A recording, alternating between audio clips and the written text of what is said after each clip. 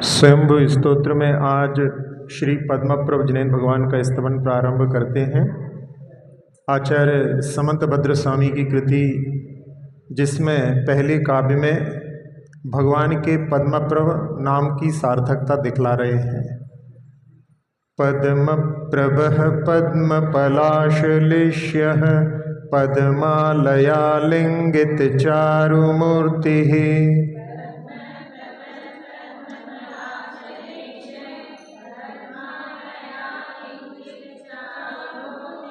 बभौ भवान् भव्यपयोरुहाणां पद्माकराणामिव पद्मबन्धुः।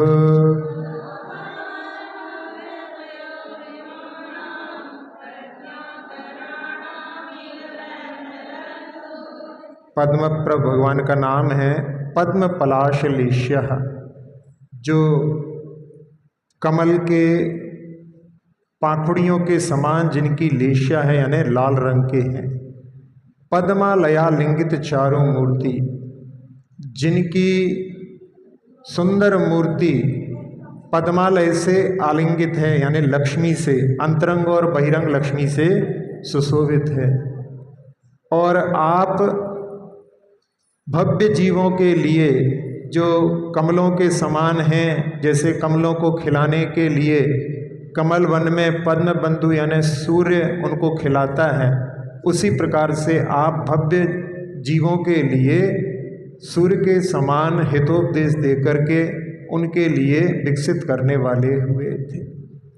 यहाँ व्यवहार स्तुति में भगवान के रंग को बतलाया है। व्यवहार स्तुति क्या कहलाती है? पराश्रित गुणों पर आधारित व्यवहार स्तुति होती है। तो भगवान का रंग लाल रंग का है। जहाँ आप लोग पढ़ते हैं, दो गोरे दो सांवले, दो हरियल दो लाल, 16 कंचन वर्ण के तिने नवाओं भाल। तो ये व्यवहार स्तुति होती है जो पराश्रित गुणों पर आधारित होती है, लेकिन पराश्रित गुण होने के बाद में कल्पित नहीं, ये यथार्थ होते हैं। भगवान का रंग ऐसा था। और दूसरी जो निश्चय स्तुति में, जहाँ भगवान अनंत ज्ञानादि आत्माश्रित गुणों से युक्त हैं, तो दोनों प्रकार की स्तुति का वर्णन इसमें है। दोनों प्रकार के नयों का आलंबन जिस प्रकार से आवश्यक है, इसी प्रकार से दोनों प्रकार की स्तुतियां भी आवश्यक हैं। तो उसमें जहाँ कह रहे हैं कि भगवान आप दोनों प्रकार की लक्ष्मियों से आलिंगित हैं, और जहाँ भगवान ने अपने हितोपदेश के माध्यम से भव्य जीवों के लिए कल्याण का मार्ग प्रशस्त किया, तो उसमें उदाहरण दे रहे हैं कि जैसे जो पद्म वन होता है, जब सूर्य का उदय होता है तो सारे पद्म, सारे कमल प्रफुल्लित हो जाते हैं। तो यहाँ सुबह सुबह जब सूर्य का उदय होता है तो आराधिक जो होता है वो सुबह सुबह भगवान की आराधना करने जाता है। जहाँ हमने एक बार पहले बताया था आपको कि एक जिन मुखावलोकन व्रत होता है। अब भादों का महीना आ रहा है, पूरे भादों के महीने में 1 महीने का वो व्रत होता है, जिन मुखावलोकन व्रत। तो जो मंदिर के पास रहते हैं, सुबह सुबह उठ करके किसी का मुख ना देख करके सबसे पहले भगवान का मुख देखना है, बाहर से ही बिना स्नान किए, क्योंकि यदि स्नान करने जाओगे तो अपना ही मुख देख लोगे। इसलिए बिना स्नान किए भगवान का मुख देखना, ये जिन मुखावलोकन व्रत होता है। उसमें यदि एकासन उपास आदि करते हैं तो ठीक, नहीं तो ये भी एक केवल नियम कि सुबह सुबह उठ करके भगवान का मुख दिखेंगे, क्योंकि प्रातः काल की जो आराधना होती है उस समय में सबसे ज़्यादा विशुद्धि रहती है। और यदि अपन खुद अनुभव किया होगा आपने कि यदि दोपहर में आराधना करने या जो विलंब से आराधना करने आओ तो फिर भावों की वो वहाँ पर विशुद्धि नहीं रह जाती। लेकिन कई लोग जो होते हैं अपने कामों में व्यस्त रहते हैं और उसके बाद में विलंब से आराधना करने पहुँचते हैं। कई बार मजबूरी भी होती है, और कई बार लोग जो हैं मंदिर में बहुत शोर होता है, तो इसलिए जब एकांत मिलेगा तब आराधना करने जाएंगे। तो उसमें उस समय में यदि अपन जैसे पढ़ते हैं विनय पाठ में कि तुम बिन मैं व्याकुल भयो जैसे जल बिन मीन, अब दोपहर को 11 बजे आकर के ये पाठ पढ़ो तो उसमें कितनी सार्थकता नजर आएगी। तो सुबह सुबह की जो है आदर्श स्थिति रहती है। तो जहाँ आराधना करते हैं तो उसमें प्रातः काल का, लेकिन अब धीरे धीरे माहौल ऐसा बनता जा रहा है, लोग बहुत विलंब से उठते हैं। जब पूछा था कि राम का राज्य कहाँ तक है और रावण का राज्य कहाँ से प्रारंभ होता है, तो उसमें कहा कि जो लोग सूर्योदय के पहले उठ जाते हैं वो राम राज्य के निवासी हैं, और जो सूर्योदय के बाद उठते हैं वो रावण के हैं। अब तो ऐसा हो गया कि एक ही घर में, बल्कि एक ही कमरे में एक जो है राम राज्य का निवासी है और एक रावण राज्य का निवासी है। तो ऐसे जो है समय के साथ में परिवर्तन हो गया। लेकिन जहाँ अपन अभी देख रहे थे कि यहाँ इस काव्य में व्यवहार स्तुति और निश्चय स्तुति दोनों का वर्णन किया है, तो इसके माध्यम से यानी व्यवहार स्तुति भी बहुत जरूरी है, व्यवहार आराधना भी। नहीं तो लोग समझते हैं कि स्वाध्याय ही ये सबसे कुछ परम तप है, बस इसके अलावा और कुछ नहीं। लोगों की अभिषेक में, पूजन में रुचि नहीं, यानी व्यवहार की आराधना को वो समझते हैं कि ये कुछ नहीं है। इसलिए यहाँ पर व्यवहार स्तुति और निश्चय स्तुति दोनों से यहाँ पर वर्णन किया गया है। जहाँ भगवान की प्रतिमा, जो कि वास्तव में भगवान नहीं है, लेकिन उसमें स्थापना निक्षेप से स्थापित किया गया है पंचकल्याणक को। तो आचार्य पद्मनंदी जी ने कि जिस मूर्ति में पंचकल्याणक की स्थापना हुई है वो साक्षात भगवान हैं। इस प्रकार से वहाँ पर आराधना करने से चतुर्थ काल जैसा लाभ आज भी अपन उठा सकते हैं। इसलिए इस काव्य में कि भगवान आप सूर्य के समान हैं, और जैसे सूर्य कमलों को खिला देता है, ऐसे ही आप भव्य जीव रूपी कमलों को अपने हितोपदेश के माध्यम से विकसित कर देते हैं। अब आगे भगवान के हितोपदेश की प्रामाणिकता बतलाते हैं। बभार पद्मांच सरस्वतींच भवान पुरस्तात् प्रतिमुक्ति लक्ष्म्याः।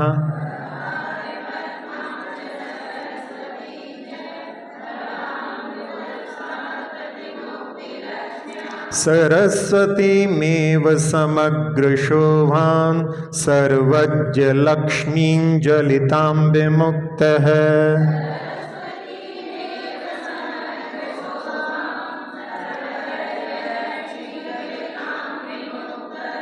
हाँ, इस काव्य में कह रहे हैं कि बभार पद्मांच सरस्वतींच भवान पुरस्तात् प्रतिमुक्ति लक्ष्म्या। आप मोक्ष रूपी लक्ष्मी के पूर्व यानी अरहंत अवस्था में, पद्मा यानी लक्ष्मी, तो यहाँ पर लक्ष्मी जो है अनंत ज्ञानादि रूपी लक्ष्मी यानी चतुष्टय रूपी लक्ष्मी से, और सरस्वती यानी दिव्य वाणी दिव्य ध्वनि, इनको आपने धारण किया।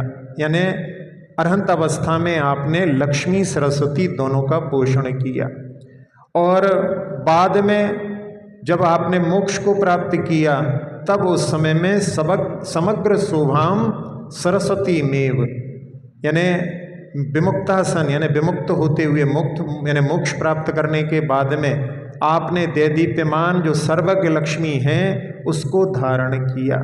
तो उस समय में जब भगवान मोक्ष चले जाते हैं तो उनका सारा जो वैभव रहता है, समोषण आदि सब विघटित हो जाता है। तो यहाँ एक बात जिसमें कही गई है कि सरस्वती और लक्ष्मी प्रायः देखा जाता है कि जो विद्वान होते हैं वो उच्च धनिक नहीं होते, और जो उच्च धनिक होते हैं वो प्रायः विद्वान नहीं होते। तो ये परस्पर लक्ष्मी और सरस्वती में विरोध होता है। लेकिन जहाँ भगवान के सामने जाते वैरी भी जो हैं अपने बैर को छोड़ देते हैं, इसलिए यहाँ भगवान के पास में दोनों, यहाँ पर लक्ष्मी और सरस्वती दोनों यहाँ पर विद्यमान हैं। और जहाँ भगवान की जो लक्ष्मी है विभूति, वो समोषण जैसी विभूति संसार में कोई दूसरी नहीं होती। तो वो जहाँ पर कहते हैं कई चक्रियों की संपदा लग जाती है, और सरस्वती भगवान की केवल ज्ञान जो लक्ष्मी है, केवल ज्ञान जो यहाँ पर भगवान की वाणी है केवल ज्ञान के माध्यम से, वो सरस्वती के रूप में तो दोनों। लेकिन जब भगवान मोक्ष को प्राप्त करते हैं, तब उस समय में जहाँ कितने 22 तीर्थंकरों ने 1 महीने पहले समोषण को छोड़ दिया। आदिनाथ भगवान ने 14 दिन पहले और महावीर भगवान ने 2 दिन पहले समोषण छोड़ दिया। तो वो समोषण विघटित हो जाता है, तब उस समय में भगवान के पास में केवल जो सर्वज्ञ लक्ष्मी यानी वो केवल ज्ञान रूपी लक्ष्मी ही उनके पास में रह जाती है, जो अपन ने यहाँ पर सरस्वती के रूप में देखी है। वास्तव में जो बाह्य विभूतियाँ रहती हैं वो सब विघटित हो जाती हैं। तो इस प्रकार से यहाँ पर भगवान ने दोनों को यानी लक्ष्मी और सरस्वती को दोनों का पोषण पहले किया, बाद में केवल उनके पास में सरस्वती रही। अब आगे आपके शरीर की कांति के विस्तार ने प्रतिमुक्ति लक्ष्मी के पूर्व क्या किया इसको बतला रहे हैं, यानी मोक्ष जाने के पहले जो आपके शरीर की आभा है उसके विस्तार का वर्णन कर रहे हैं। शरीर रश्मि प्रसरह प्रभुस्ते बालार्क रश्मिच्छ विरालिलेप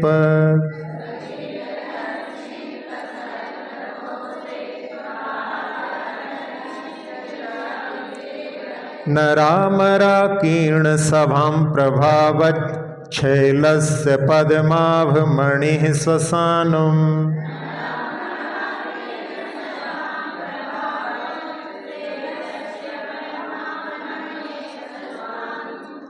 यहाँ भगवान के लिए कह रहे हैं बालार्क रश्मित छवि। जब अर्क यानी होता है सूर्य, तो जब सूर्य प्रातः काल में उसको बाल सूर्य कहा जाता है, तो उस समय में उसकी जो किरणों की छवि रहती है, शरीर रश्मि प्रसरहा, आपके शरीर संबंधी किरणों का जो समूह जिसने नर और अमर से व्याप्त सभा को यानी घेर लिया है, वो कैसा लग रहा है कि जैसे कोई पर्वत जो पद्माभ मणि यानी पद्मराग मणि का पर्वत हो और उसने अपनी प्रभा से पर्वत के सारे भाग को वहाँ पर प्रकाशित कर लिया है, आलिप्त कर लिया है। तो जहाँ भगवान का रंग लाल रंग का है तो वो लाल रंग के पद्मराग मणि के समान समोषण में शोभायमान हो रहे हैं, और उनकी आभा जो फैल रही है उसने वहाँ पर पूरी 12 सभाओं को अपने आगोश में ले लिया है। तो यहाँ भगवान की जो आभा मंडल है उससे पूरा समोषण व्याप्त हो रहा है। तो उसमें पर्वत के ऊपर जहाँ पद्मराग मणि का प्रकाश ऐसा फैला है कि उसने पूरे पर्वत को व्याप्त कर लिया है। तो इसमें बाल भानु की संज्ञा दी गई है। वैसे सूर्य बालक और जवान नहीं होता, लेकिन प्रातः काल में उगते समय सूर्य को बाल भानु कहा जाता है। तो उस समय में उसकी लालिमा होती है, इसलिए यहाँ पर पद्मप्र भगवान का रंग लाल है, तो इसलिए वहाँ पर उनको इस बाल भानु की उपमा दी गई है।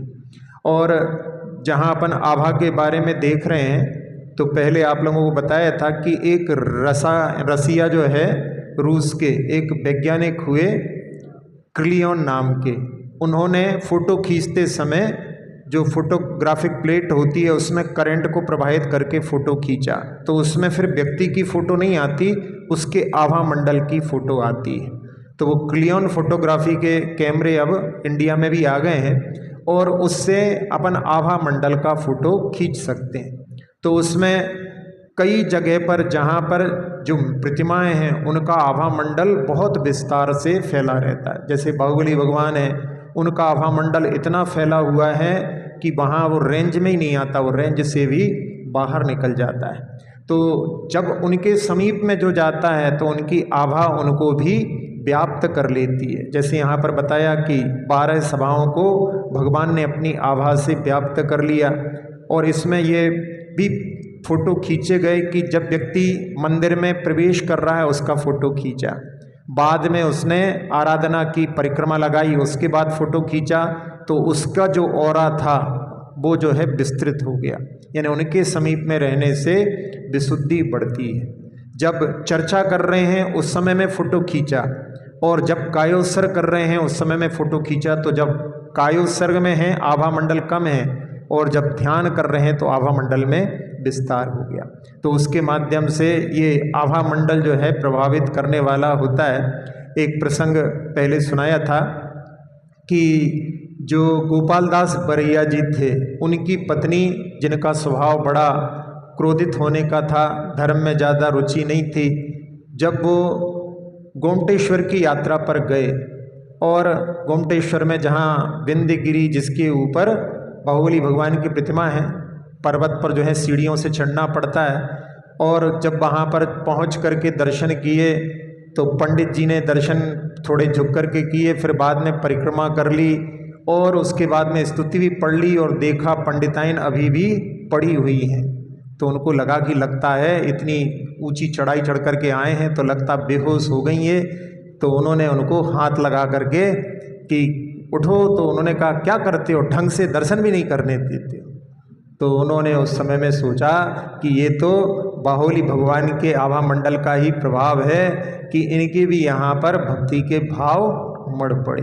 तो ऐसा जो है आभा मंडल का प्रभाव होता है। अब अपन जहाँ आराधना करते हैं और आराधना करते करते भगवान के समीप में भी कोई नया व्यक्ति मंदिर में आए तो अपन अपनी आराधना को, भगवान को छोड़ करके उसको देखने लगते हैं।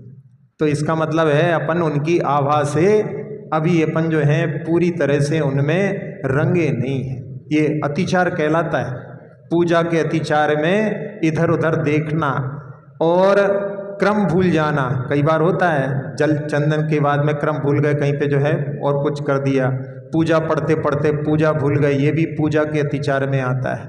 और पूजा करते करते बीच में जो है इधर उधर की किसी पड़ोसी से बातें भी कर ली, ये भी पूजा के अतिचार के अंतर्गत आता है। और एक अतिचार के पूजा करना ही भूल जाना, ऐसे 5 अतिचार पूजा के होते हैं। तो यहाँ जो भगवान का आभा मंडल सबको व्याप्त कर लेता है, यदि हमने इस प्रकार के अतिचारों में यदि अपन पारंगत रहे तो इसका मतलब है अपन भगवान के समोषण में पहुँच करके भी सही लाभ नहीं उठा रहे हैं। तो जहाँ भगवान की आभा से जो आप्लावित होते हैं वो सब उनके रंग में रंग जाते हैं। अपने को भी अपनी आराधना इस प्रकार से करना चाहिए। अब भगवान एक ही स्थान पर नहीं रहते, उनका विहार भी होता है। उसका वर्णन चौथे काव्य में कर रहे हैं। नभस्थलं पल्लवयन्निवत्वं सहस्रपत्राम्बुजगर्भचारै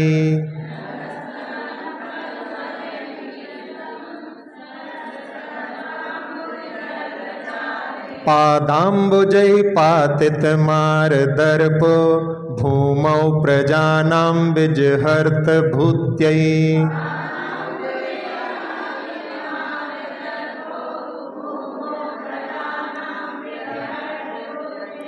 हाँ, यहाँ पर कह रहे हैं जब भगवान का विहार होता है तो पूरा आकाश कमल के पल्लवों से भर जाता है, क्योंकि भगवान सहस्र पत्राम्बुज गर्भचारी, सहस्रदल कमलों के मध्य में चलने वाले हैं। और अपने चरण कमलों के द्वारा जो जिन्होंने पातित मार दर्पो यानी कामदेव के गर्भ को नष्ट कर दिया है, उन्होंने पृथ्वी पर प्रजाजनों की विभूति के लिए विहार किया था। तो जहाँ एक विशेषण दिया है पातित मार दर्पो, जिस कामदेव ने सारे संसार पर विजय प्राप्त कर ली तो अहंकार से भर गया, लेकिन भगवान ने उस पर भी विजय प्राप्त करके उसके अहंकार को नष्ट कर दिया। और उसी के माध्यम से फिर उन्होंने ऐसे जो हैं वीतरागता को प्राप्त किया, जिसके माध्यम से उनके पास में ऐसी सामर्थ्य आई कि वो 5000 धनुष ऊपर जाकर के विराजमान हो जाते हैं। और जब उनका विहार होता है तो देवलोग उनके चरणों में कमल की रचना करते हैं। तो पूरा आकाश जब विहार होता है तो कमल के पत्तों से भरा हुआ, यानी आकाश में विभूति, समोषण में तो विभूति रहती है। जैसे यहाँ पर अपन पढ़ रहे थे कि लक्ष्मी जो समोषण की लक्ष्मी सर्वोच्च है, समोषण में तो लक्ष्मी रहती है, लेकिन जब उनका विहार होता है उस समय का भी दृश्य बड़ा ही मनोहर, पूरा आकाश सुंदर हो जाता है। इसीलिए एक कुरल काव्य है जिसको लोग संत तिरुवल्लुर का मानते हैं, और उसमें भगवान का वहाँ पर वर्णन किया है। तो वहाँ पर उनके लिए स्वर्णाम्बुज विहारिणः यानी स्वर्ण कमल के ऊपर विहार करने वाले। तो उसके माध्यम से ये माना जाता है कि आचार्य कुंद कुंद स्वामी की कृति है। अन्य लोग उसको यहाँ पर तिरुवल्लुर संत के रूप में उनको मानते हैं। तो ऐसे भगवान का जहाँ विहार होता है उस समय में उनकी वहाँ पर लक्ष्मी का विस्तार और जो उनकी सरस्वती है उसके माध्यम से जहाँ भगवान के दर्शन करके जो संगी पंचेंद्रीय जीव होते हैं वो वहाँ पर अपने स्वरूप को जानने में समर्थ होते हैं। मोह का जो दर्प है उससे मुक्त होकर के वो विभूति को प्राप्त करते हैं। जब तक अपने स्वरूप से परिचित नहीं हो, जब तक अपनी निधि से परिचित नहीं हो, तब तक अपन बाहर की छोटी मोटी चीज़ों में ही अपने आप को जो है खुशहाल मानते हैं। वास्तव में जिसकी अपनी आत्म संपदा का परिचय नहीं है, बाहर की कितनी भी चीज़ें हों जो कि क्षणभंगुर हैं, वो अपनी संपदा से परिचित न होने के कारण में गरीब ही है। इसलिए भगवान के दर्शन करके वो अपनी संपत्ति से परिचित होता है। इसलिए यहाँ पर कहा कि वो जब भगवान विहार करते हैं तो वो प्रजाजनों की विभूति के लिए उनका विहार होता है। अब आखिरी के काव्य में कवि अपने अहंकार को दूर करते हुए कहते हैं, गुणाम्बुधिर्विप्रसमप्यजस्रं नाखण्डलः स्तोतुमलन्तवर्षे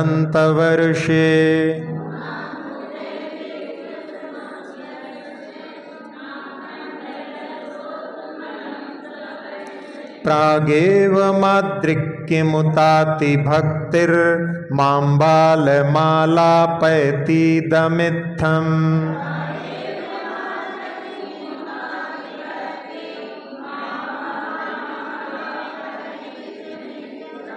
हाँ, इस काव्य में कह रहे हैं गुणाम्बुधिर विप्रसम अपि अजस्रम। आप भगवान क्या हो?